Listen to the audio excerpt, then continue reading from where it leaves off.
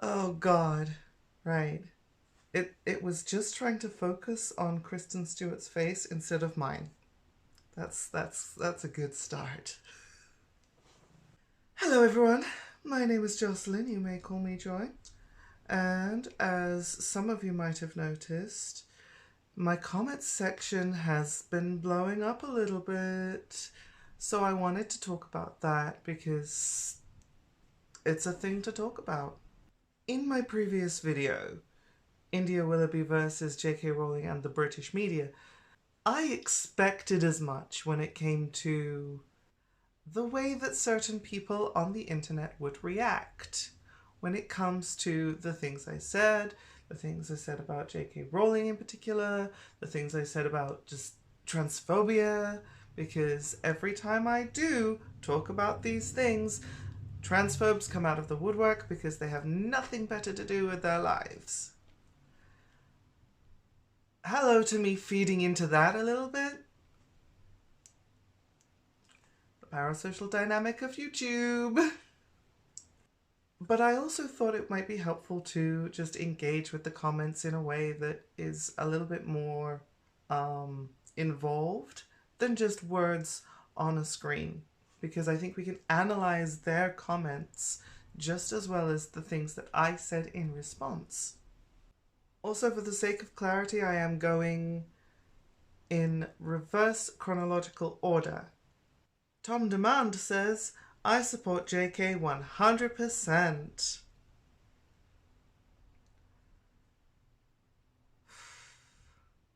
How? How does anyone support her at this point? I don't understand. So I said, then leave. She's an evil bigot who has just started engaging in diminishing the scope of the Holocaust. They responded, are you really that delusional? Crying, laughing emojis. The Holocaust, FFS, facepalm emoji. So I replied, the only one delusional about the Holocaust is JKR. The lighting has changed because it's now an hour after I recorded that original video and more stuff has happened in my comments. So after the comment I made to Tom Demand saying the only one delusional about the Holocaust is JKR, they replied saying, what are you on about talking about the Holocaust? Now I even feel more strongly that you could benefit from some serious mental health care, which, rude, but I couldn't help myself, so I typed back, your ignorance to the latest JKR scandal, which has been already pointed out in the other comments, is not connected to my mental health. You find out for yourself how much she wormed her way out of accusations by shifting goalposts. Watch videos explaining all by Luxander, Vice Rhino Azurus, and or Jessica Kelgren-Fozard. Oh, and watch my next video, too. You might be surprised who it features. Yeah, that's you. That's you. You made an ass of yourself, and now I am exposing you. As if this person hasn't already seen it, the following comment, the one that came just before theirs, mentioned that very thing. Samantha Patrick said, I found J.K. Rowling's Holocaust denial stage really low and really disgusting, and I'm really surprised she has fans still defending on that. Hope J.K. Rowling's world comes crashing down all around her. For those people who may still be living under that blissfully unaware rock about what has been happening in the past week, pretty much the day before I uploaded my video about the whole India Willoughby situation, J.K. Rowling decided to dig herself an even deeper grave when it comes to her career and her good standing when she questioned the scope of how trans and LGBT people in general were affected by the Holocaust. Specifically, the book burnings that happened that destroyed a lot of gender and sexuality knowledge and research that was happening. I know the history of my people. I admittedly don't know it all that well, but I know enough to have decided that my pink triangle tattoo, is a memorial to the people who came before me who were persecuted, to the people exactly like me who are still persecuted. I'm not going to go into specific details about the conversation that happened with JK Rowling. There are plenty of other videos made by creators that have already gone into that, such as Luxander, Cirrus and Vice Rhino, Jessica Kelgren-Fozard, to name but 3 creators that I follow that have all talked about this. So I feel it's kind of a waste of time me flapping my gums, repeating what they've said. Just go see for yourselves if you need any more convincing that J.K. Rowling is a transphobic piece of trash. And the way she cowardly tried to back out of what she was saying by shifting the goalposts as if that is some kind of new ball sport. I'm sorry, no, that is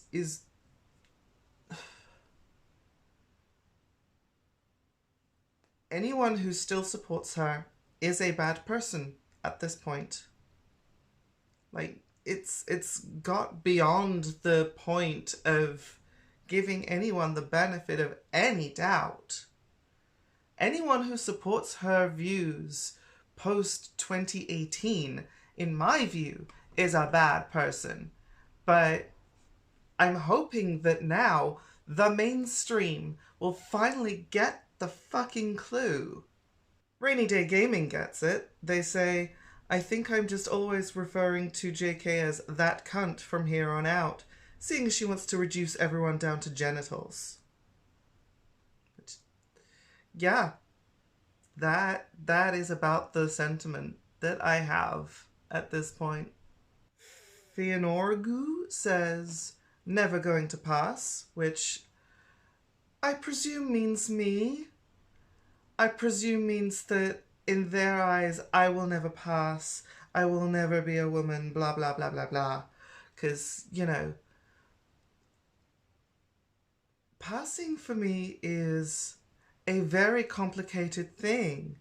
And someone viewing me from the outside, already knowing I'm trans, some, you know, insignificant hater on the internet, not going to make me change my mind about what I see right here. I know, based on the interactions I have with people who don't know me, how well I pass. It's not always, but it's a lot of the time. However, because that wasn't explicitly stated, a couple of other people rushed to my rescue, so thank you for that. Bardian Angel, by the way, great name.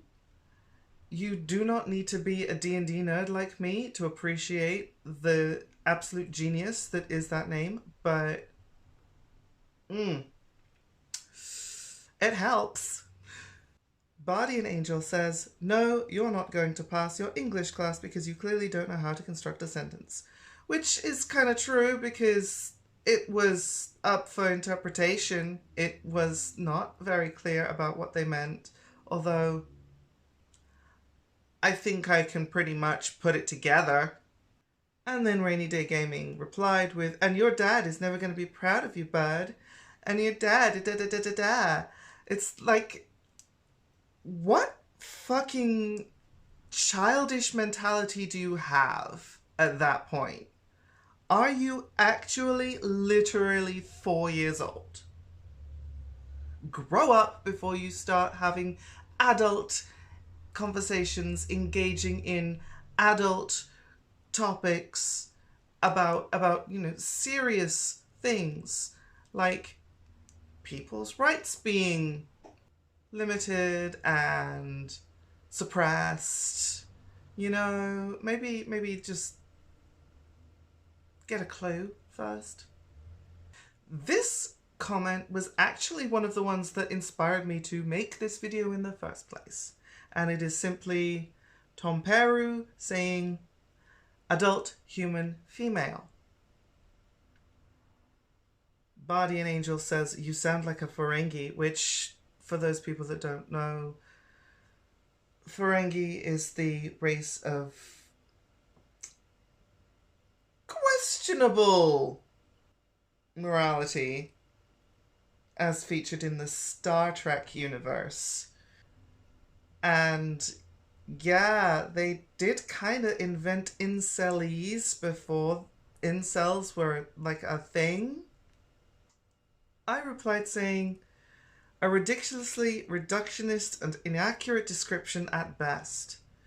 Gender is complicated, not some quippy thought-terminating cliche. Which, if you've seen any of my videos, you will know that that is what I wholeheartedly believe, based on not just the research, but my own experiences. Tom Demand replied, the whole concept of gender is regressive pseudo-religious BS. Is it now?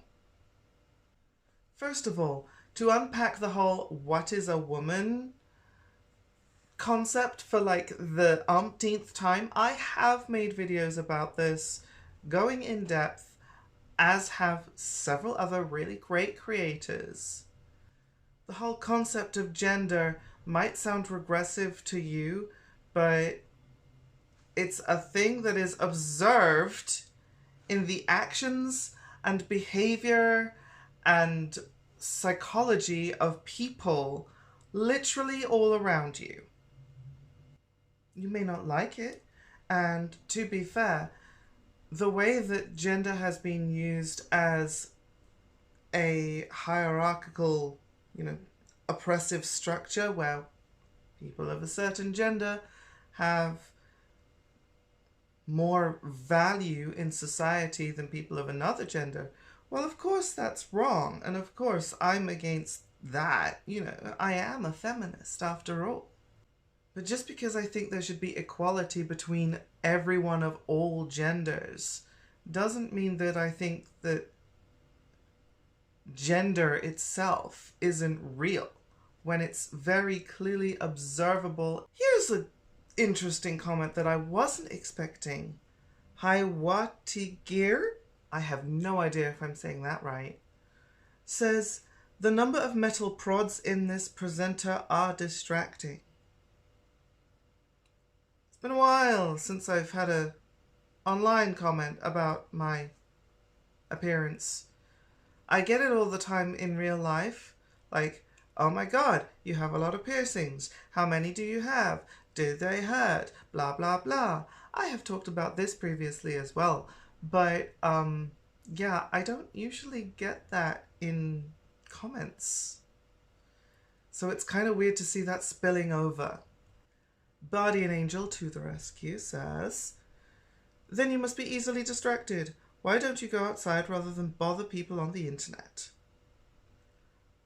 I then replied, my face, my body, my life, my choice. I don't recall asking for opinions about my appearance.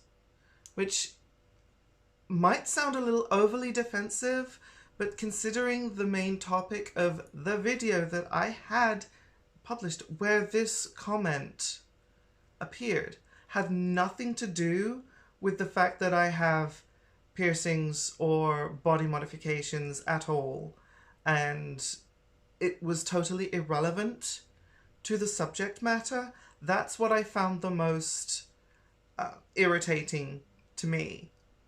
Hiwati Gear says to Body and Angel, Would like to listen to the arguments presented without being distracted in your central vision. That's why I don't go outside, and it's hot out there too. Are you okay? They replied to me saying, sure, hey, I was trying to understand your message when I got distracted. I know I don't need permission to say a person is good looking, gorgeous, ugly, distracting, etc. I don't need your permission at all. Well, I wasn't granting it, fucko. And then Bardi and Angel replied, that's all sounds like a you problem. Which, yeah, it does. Look, I don't know what to tell you at this point. If my piercings are that distracting, I don't know how you will manage going outside. But I recommend that you do. Go roll around in some grass. Please. Finally, this comment that I want to talk about. Darth Keck says, J.K. Rowling is a woman speaking up for women. I'm not going to mansplain to a woman what women are, what they want, what they need, or what they deserve. Well, it's good of you to not mansplain. I think that's a really good virtue to have. But I'm not entirely sure whether they're saying that they're not going to mansplain or whether they are implying that I somehow am. Because, you know, assigned gender must mean that I'm a man, right? Nothing like what I live as or what I'm, you know, experienced throughout my entire life. No, it's just genitalia equals gender. Woo! Idiot. Ridiculous. What man do you know that looks like as fabulous as this? Well, except John McClane. Shaylin D. Fuller replies, no, she is a transphobic bigot stoking the fires of harassment against someone who has done absolutely nothing to her. Caroline Abbott says, JKR is an individual that hates her own gender, that is actively working against all human rights, with an especially intense desire to see all women suffer the most. Hellfire says, I never knew Holocaust revisionism was speaking up for women. And all of these other commenters proving my point, I pointed out that how come there are so many women who disagree with JK then? She is at this point a spoiled and overprivileged enemy of the people. It's almost as if she didn't get famous writing a series of 7 books where the bad guys were just Nazis in different hats. Because now she is acting like an authoritarian fascist. If it quacks like a Nazi and goose steps like a Nazi. Anyway, I could quite easily end the video here. But if you've seen the timestamp, you'll know that I haven't. And that's because I wanted to bring up an entirely different video altogether. I watched a video called American Was Shocked by the Things That Only European Knows. A little bit off on the grammar there. This video was published by World Friends, which essentially gets together people of different nationalities to compare and discuss cultural differences or linguistic differences that they might have. And it's generally quite wholesome, and, you know, you get to learn a few words here and there. You get to learn a few little tidbits of information about the way other people live in other countries. It's fine, it's great, it's cool, it's groovy. After watching this video, I left a comment saying, as a Brit, I see much more in common here with the European customs than the American way, which was a little surprising considering there has always been a sentiment of separatism from Europe even before Brexit. Of course, this isn't everyone, but it was enough of the population to notice the one foot in, one foot out attitude of mostly older generations and certain politicians.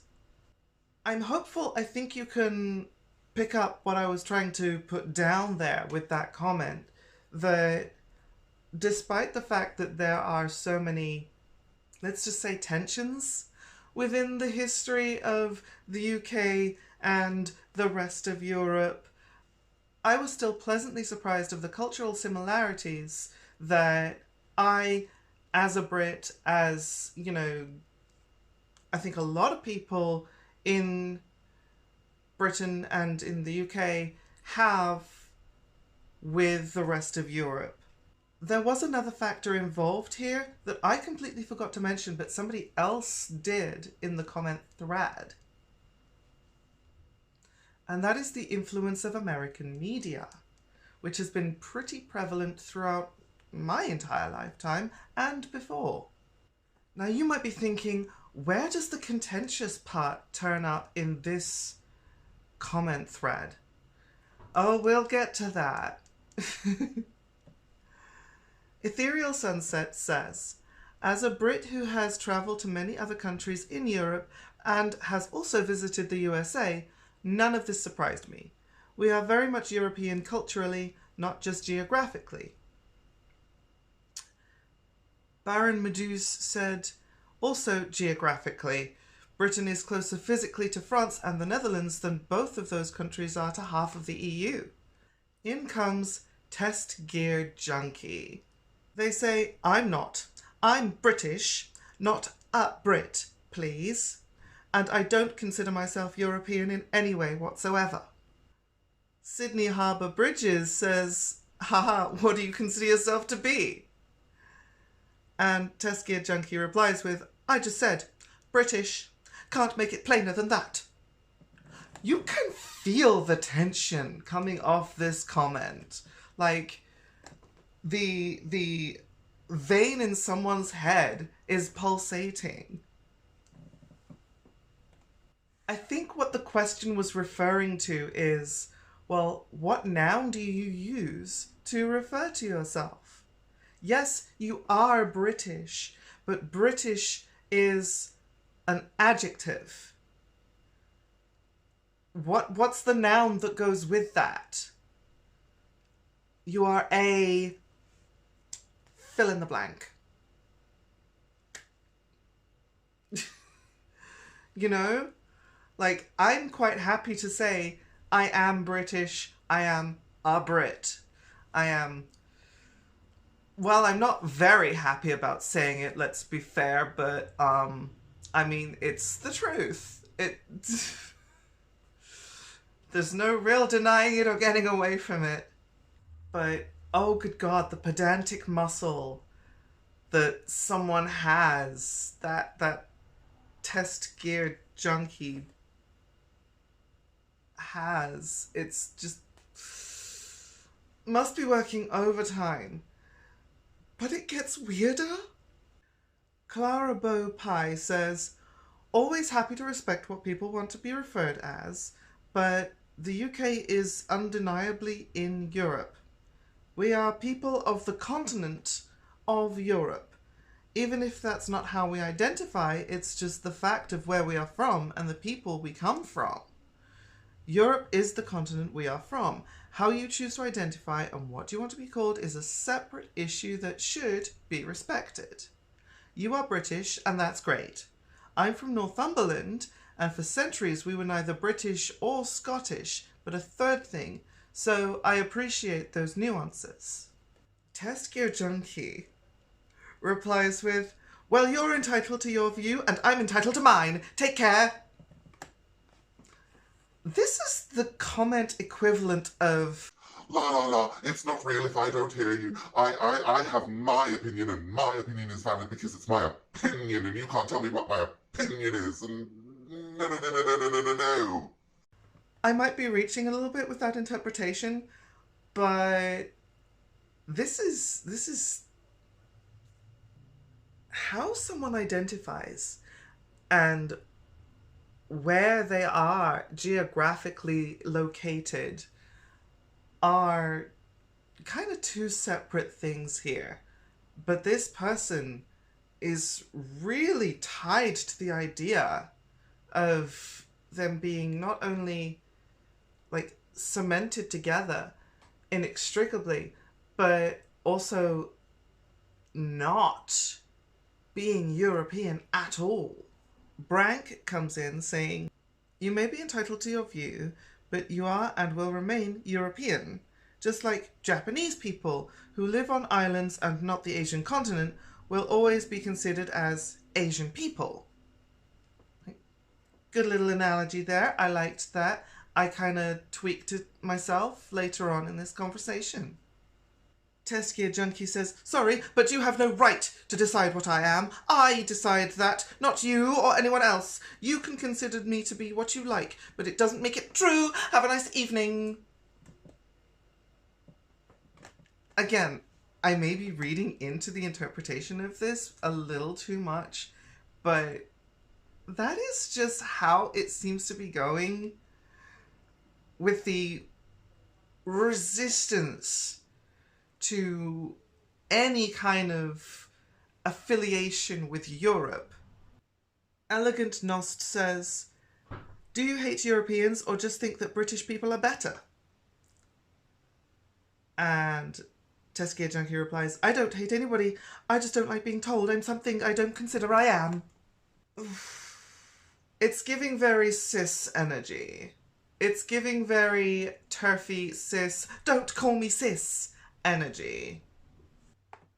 Gimo says, "We've always had as much more in common with our European neighbours than with America. The American culture seems so alien, whereas I always feel comfortable and at home on the continent. The further east I go, the more different it is.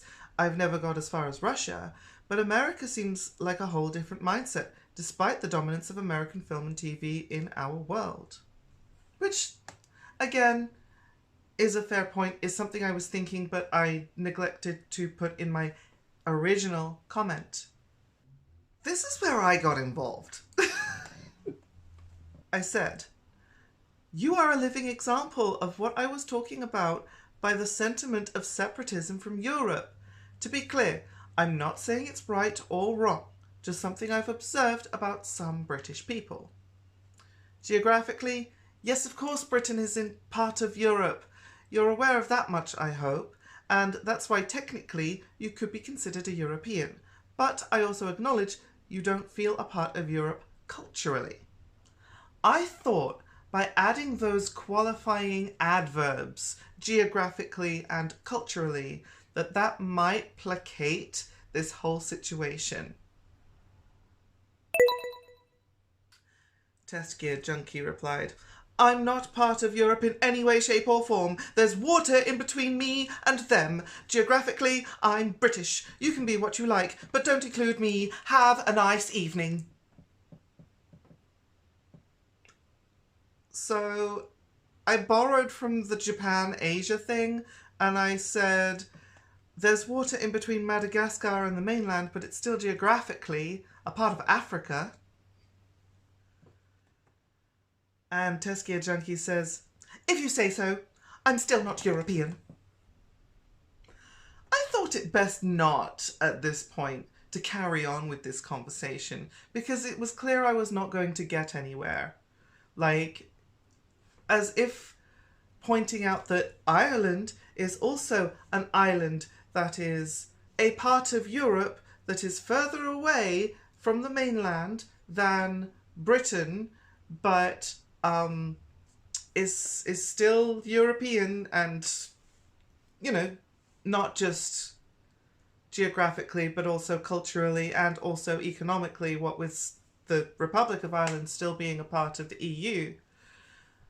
Never mind Iceland, which is also a European country in the continent of Europe, but has even more distance between itself and the mainland. It was just really wild and weird to me that this person had such an issue with any kind of relationship with Europe, Europeanness. It boggles my mind that, like, they didn't even want to seem to be willing or concessive to the point of there being a distinction between Europe culturally, European people, European cultural norms and values, and like the things that were mentioned in the video, like how things happen in restaurants and what this sign means, and not tipping in restaurants, as opposed to America, where tipping is how wait staff manages to survive.